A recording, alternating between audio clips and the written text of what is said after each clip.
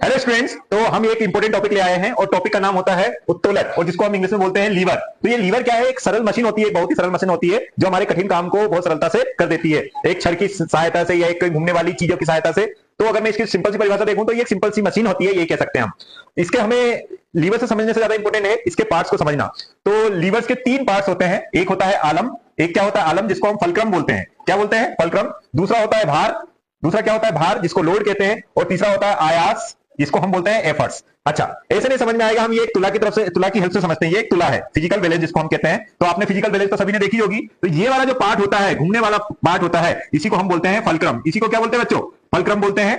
और जिधर हम जिस चीज को उठाना चाहते हैं, जिस चीज को ओपन करना चाहते हैं, वो उसका क्या कहलाता है? लोड। लोड मतलब भार। जैसे हम सब्जी मेजरमेंट करवाने गए, सब्जी को तुलवाने गए, जैसे आधा केजी, तो आपने आधा केजी का वाट यहां रख दिया, तो जो वाट स्लोटेड वेट जो है वो क्या होगा? भार। और इधर राइट साइड पर आप क्या रखते हैं? एफर्ट्स लगाते हैं, उतनी ही वेजिटेबल चलाते हैं। तो ये क्या हो गया आपका? आयास। तो आई होप तीनों चीजें समझ में आ गई। फलक्रम, जहां से कोई चीज घूम सकती है, घूमने वाला भाग जो होता है लीवर का, उसको बोलते हैं फलक्रम।